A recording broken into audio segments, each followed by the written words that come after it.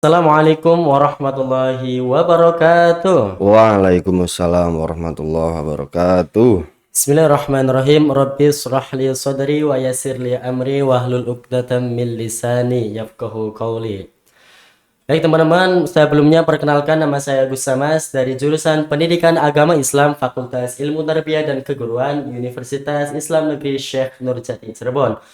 Sebelumnya, halo apa kabar dari teman-teman sahabat LDM Talk? Semoga yang hadir di sini atau yang berkesempatan ikut dalam YouTube semoga dalam keadaan sehat walafiat, Amin, keadaan yang baik dan amin, senantiasa dalam lindungan Allah Subhanahu wa taala. amin, amin, amin.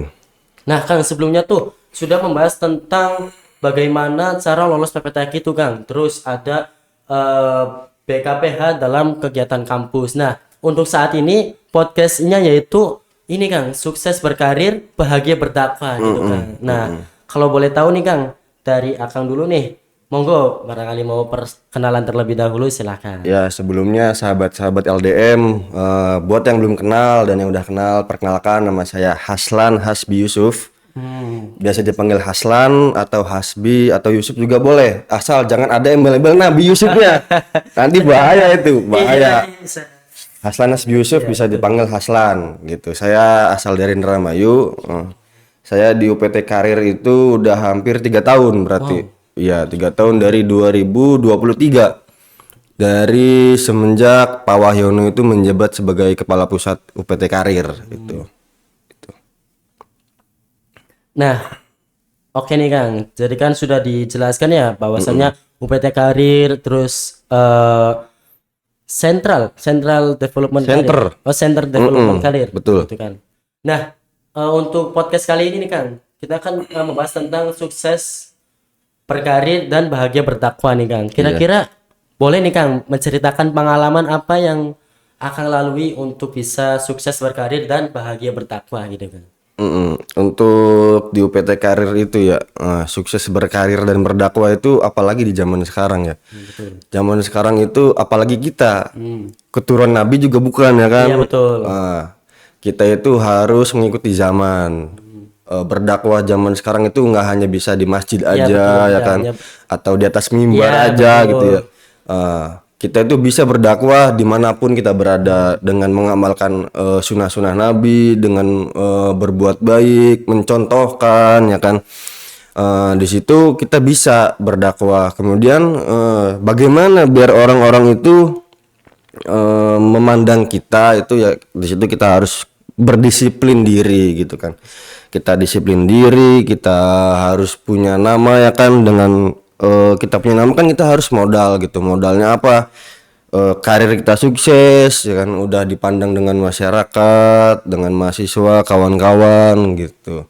Itu jadi kita fokus memperbaiki diri, karir kita ke depannya mau seperti apa dan bagaimana. Nanti dengan seberjalannya itu orang-orang, teman-teman kita itu melihat kita tuh, wah ini misal contoh, Haslan ini selalu sholat tahajud Masya gitu. Allah. Nah, zaman sekarang tuh nggak bisa nyuruh-nyuruh kamu ayo sholat tahajud Iya, bareng, betul. agak sulit gitu. Apalagi teman sendiri gitu. Iya, Teman sendiri tuh agak sulit. Kita tuh harus mencontohkan gitu.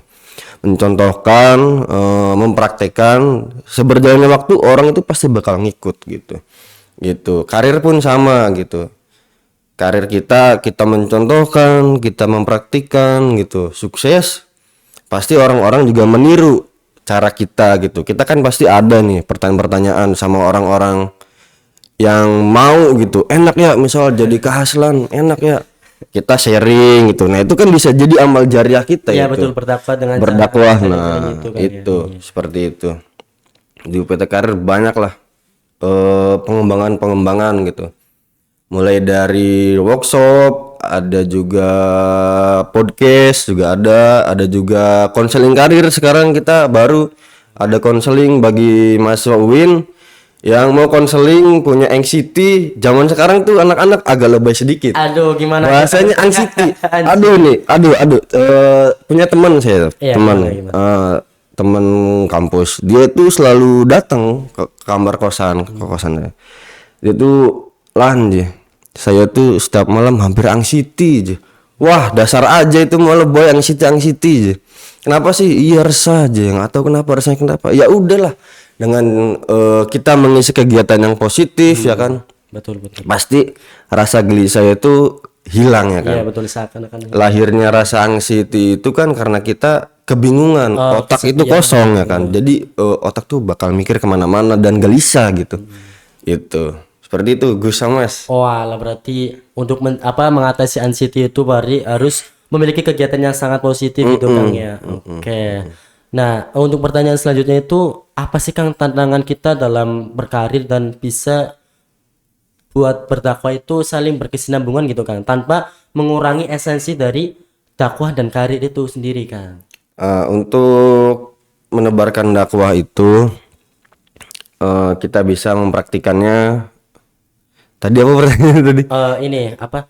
Bagaimana sih tantangan Kang? Tantangan dalam berkarir dan berdakwah tanpa mengurangi esensi dari karir tersebut dan berdakwah, supaya apa bisa kesinambungan gitu Kang antara karir dan dakwah itu bisa maju gitu.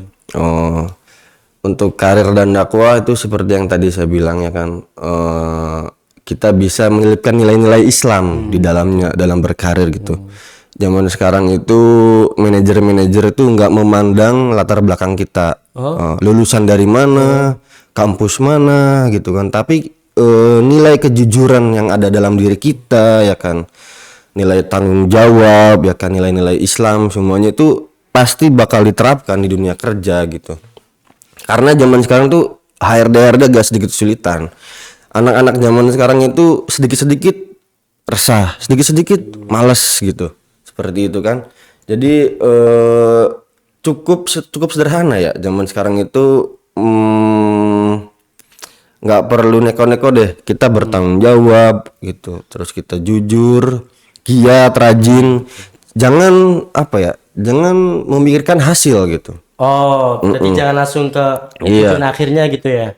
Kebanyakan juga kan dari kita itu kerja untuk uang. Nah itu yang salah besar, kerja untuk uang tuh salah.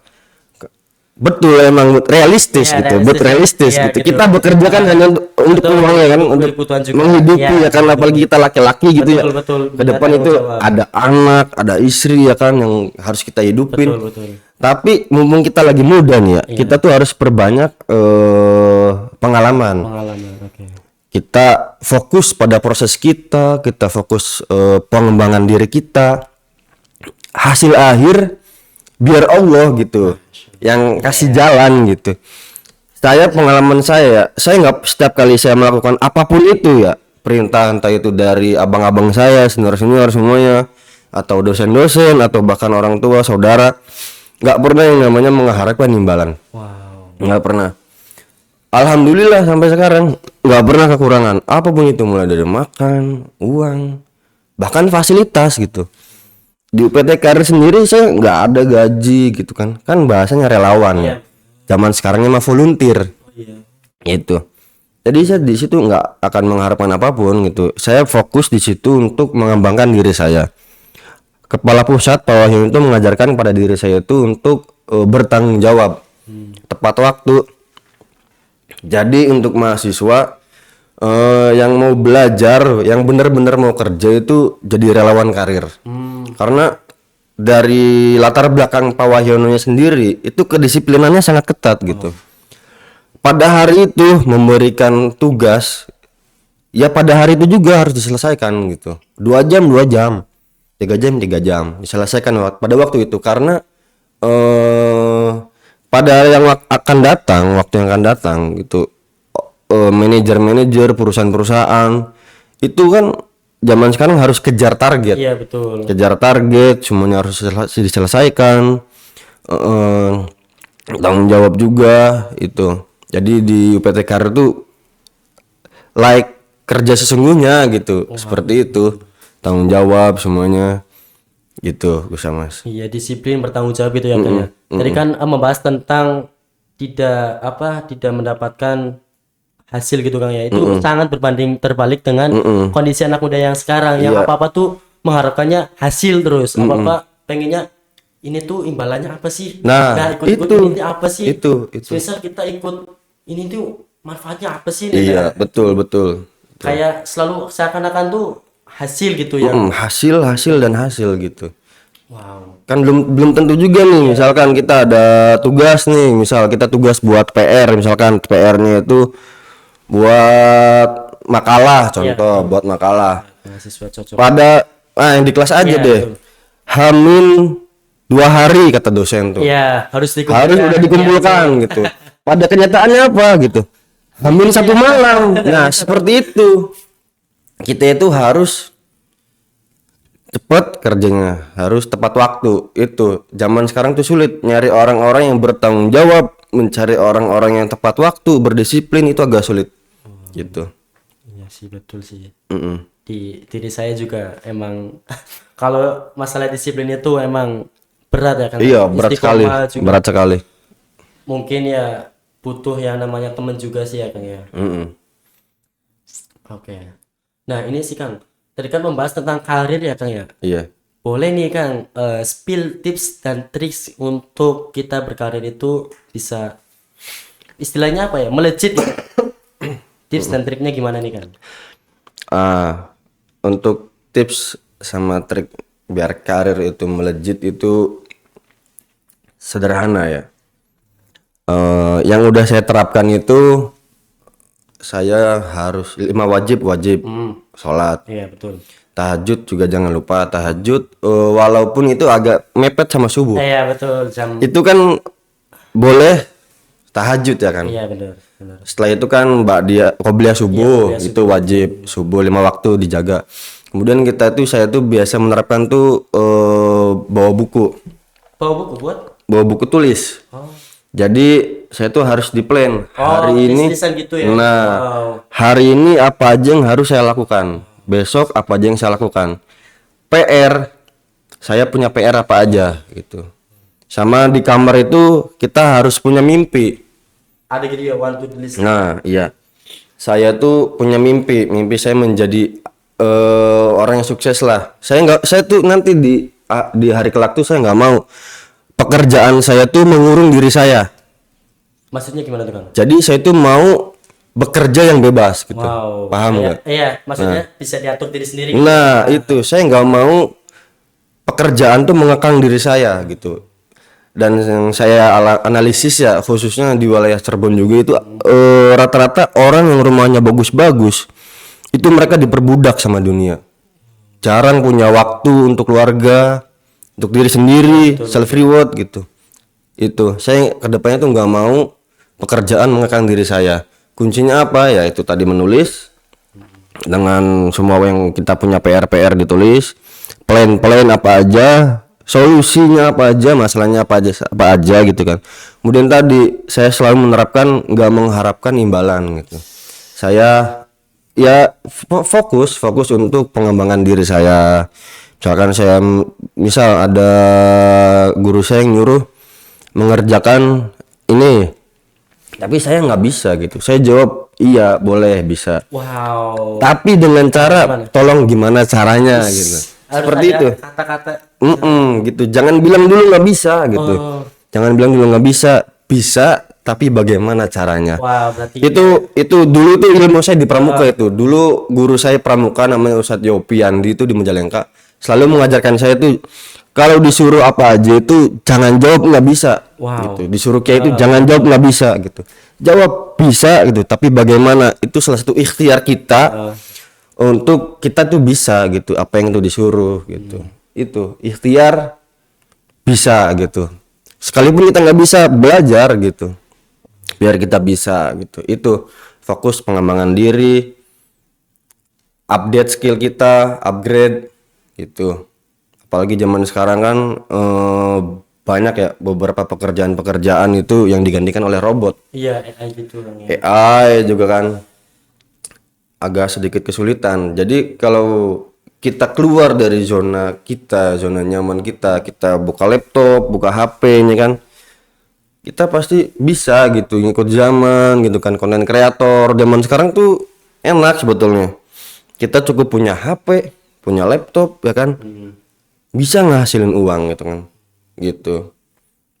Bahkan ada ya kan di berita itu di internet itu kan orang yang diem aja di kamar ya kan, Iya. nggak bersosialisasi dengan masyarakat sama tetangganya, bahkan dijudge sama orang tuanya pemalas di kamar aja ya kan.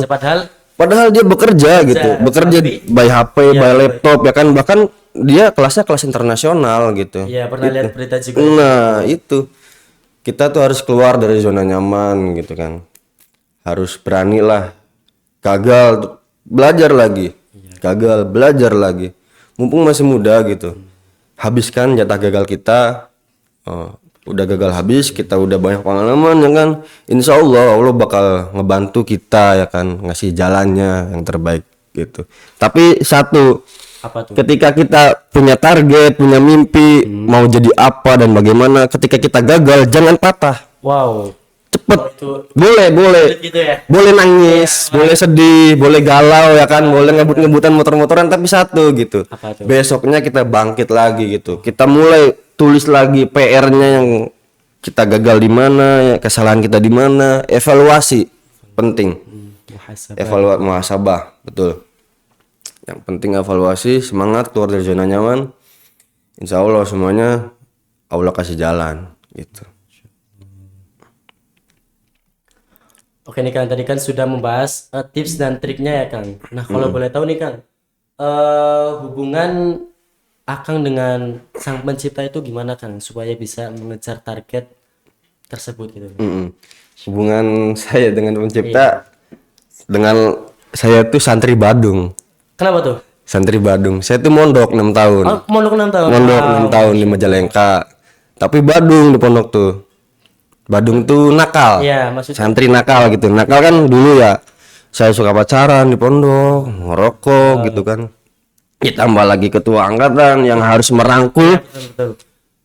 satu angkatan gitu, mulai dari perempuan dan laki-laki semuanya ya kan, mulai yang dari yang nakalnya, yang solehnya. Benar. Nah, waktu itu kan angkatan saya itu suka banyak yang nakalnya lah ya.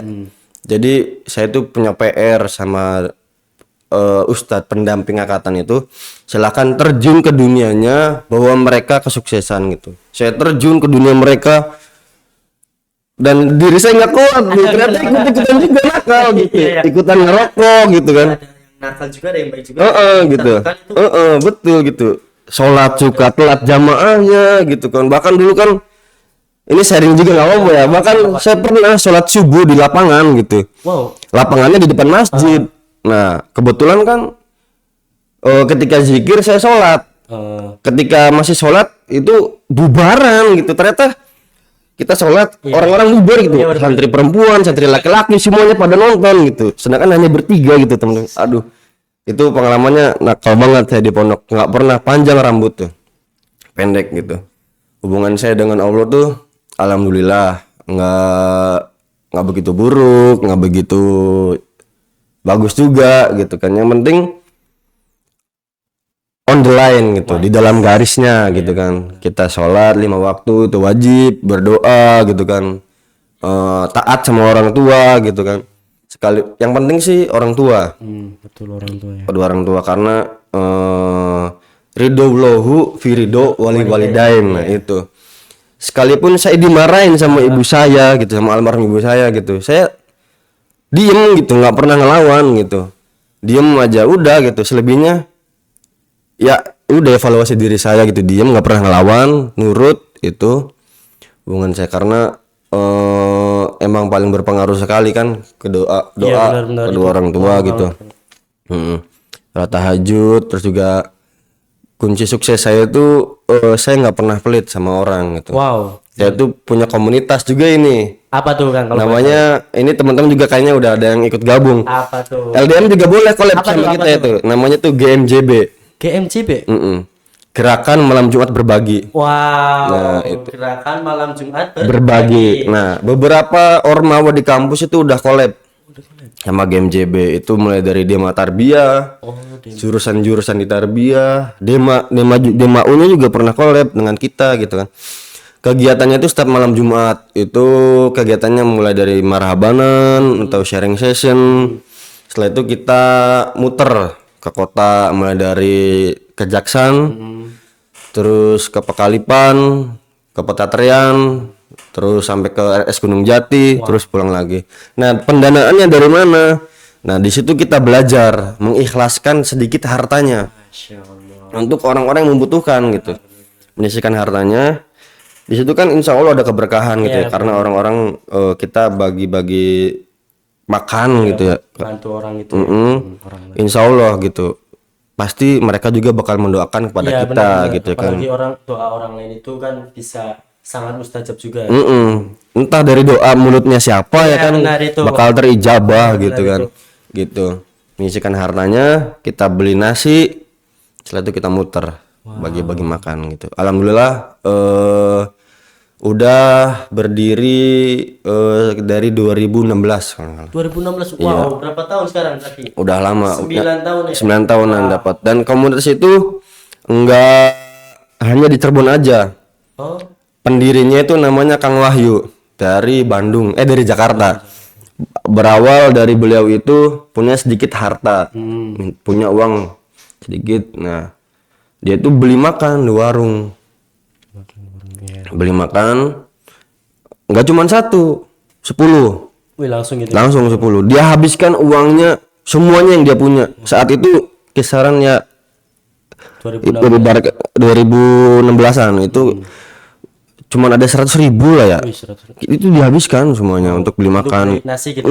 Untuk beli makan gitu. Terus dia muter ngasihin nasi sendirian dulu. Oh, berarti sendirian. dulu tuh cuma sendirian dulu. Cuma individual gitu sendirian. Kemudian ada yang tertarik, ada teman-temannya ikutan. Terus ada masyarakat umum juga yang tertarik gitu kan. Bahkan ikut mendonasikan uangnya gitu kan. Sampai saat ini komunitasnya udah sampai di luar kota, banyak di luar Jawa Barat juga ada, di Jawa Timur. Hampir setiap kampus itu ada punya GMJB, karena enggak memandang siapapun, GMJB itu boleh ikut terlibat gitu. LDM juga boleh nih collab dengan kita itu GMJB. Saat ini tuh sama komunitas Harley HDCI Cirebon. Apa itu kan? Komunitas Motor, Harley, bukan? motor Harley ya. Motor Harley, ya. Itu ada di perempatan Jalan Cipto, itu apa namanya dia lupa tuh. Di seberangnya ini kafe itu dekat BRI Jalan Kartini di situ. Itu ada kafe, itu markasnya di situ. Orangnya. Itu pokoknya insya Allah berkah ikut GMJB. Iya, berarti berawal dari satu orang itu Kang ya. Ikuti oleh beberapa orang lain, kemudian menjadi satu komunitas gitu kan. Iya. Terus secara ringkasnya kayak gitu. Mana Kang, ada lagi? Nah, tadi kan sudah membahas tentang bagaimana tantangan, apa tips and trik segala macam gitu Kang ya. Iya. Nah, ini nih harapan apa sih Kang untuk CDC kedepannya Kang? Dari Akang sendiri harapannya gimana Kang? Harapan saya kepada Career Development Center atau UPT Pengembangan Karir itu semoga nggak hanya di tangan Pak Wahyono kemajuan, tangan berikutnya juga UPT Pengembangan Karir selalu maju, sukses, berkembang, bermanfaat untuk mahasiswa dan alumni, khususnya mahasiswa alumni dan UIN, mulai dari pelatihan gitu kan, semangatnya. Mahasiswa itu sangat bersemangat ketika UPT Karir tuh mengadakan acara gitu. Wow. Sangat bersemangat Iya, karena emang drill ilmu gitu, drill ilmu kehidupan gitu. Pasti bakal bersemangat. Semoga UPT Karir tuh maju, sukses. Jangan sampai redup lah. Iya, betul. Karena UPT Karir itu penting. Kesuksesan alumni UIN ada di tangan Pak Wahyono. Itu Masya Allah. harus bersemangat UPT Karir gitu. Harus semangat. Itu nggak kebayang itu UPT Karir kalau nggak ada kerelawan ya, nggak ada volunteer, karena di UPT Karir itu hanya ada dulu itu Pak Wahyono sendiri. Oh, sendirian? Sendirian dulu itu 2023 sendirian. Pak Wahyono itu mengadakan volunteer, manggil lah beberapa anak-anaknya, mahasiswanya. Dulu itu ada banyak sampai 23. 23. Pas awal-awal Awal-awal berdiri itu 23 volunteer. Berjalannya waktu ya karena Pak Wahyono menerapkan keilmuan-keilmuan yang ada di UPT Karir ya kan, tegas gitu kan, rajin, tanggung jawab, itu sedikit-sedikit ngisi, sisa 15, 13, 8. Bahkan sampai sisa, kalau cowoknya sisa saya berdua, saya dan Afik. bisa Berarti berdua. bisa dibilang seleksi alam gitu. Iya, seleksi alam. Perempuannya yang eksis sampai sekarang itu Naila dari BKI, Naila dari BKI. Itu bener kata Soekarno. Kenapa tuh? Apa tuh yang Berikan saya 2 pemuda, wis akan kegoncangkan dunia. Itu bener emang. Jadi nggak perlu banyak tangan, nggak perlu banyak plan ya kan. Kita itu perlu action gitu kan. Perihal nanti kedepannya itu gagal, perihal kedepannya itu ada kesalahan, itu menjadi bahan evaluasi diri kita gitu kan. Terus sekarang udah perekrutan lagi, total itu ada 8. sekarang ada 8? Ada 8 volunteer dari berbagai macam fakultas gitu. Macam-macam. Khususnya kalau untuk yang konseling itu kita khususkan untuk jurusan BKI karena kan untuk mengamalkan ilmunya itu kan harus diterapkan. Iya benar tadi. Kita adakan namanya konselor sebaya. Itu. Untuk mahasiswa yang punya anxiety atau gelisah boleh datang ke kantor UPT Karir. Ada di lantai 2 pusat halal. Seberang LP2M tangganya seperti itu. Sukses untuk UPT Pengembangan Karir. Mana Kang? Oke, alhamdulillah nih Kang. Sudah dijelaskan bagaimana cara kita sukses berkarir dan bahagia bertakwa. Nah, sebelum ditutup nih Kang, bagaimana kalau kita jargon dari LDM nih Kang? Boleh. Ajarin dong. Gimana? Kalau saya bilang UKM LDM UIN Syibers Syekh Nurjadi Cirebon, salam generasi penebar inspirasi. Oke, boleh. Mau siapa dulu? Boleh. UKM LDM Universitas Islam Negeri Syekh Nurjadi Cirebon, salam generasi penebar keren. Langsung ditutup Bang. Oke, mungkin itu dia dari pemaparan ulang Kang. Oke, itu dia dari pemaparan pemateri kita pada hari ini, Kang Sahlan ya Kang ya. Terima kasih. Haslan. Oh, Kang Haslan. Iya. Ulang Kang. Lanjut aja nggak apa-apa. Berarti nanti pas penutupan Akang mau apa? Closing statement. Iya. Boleh.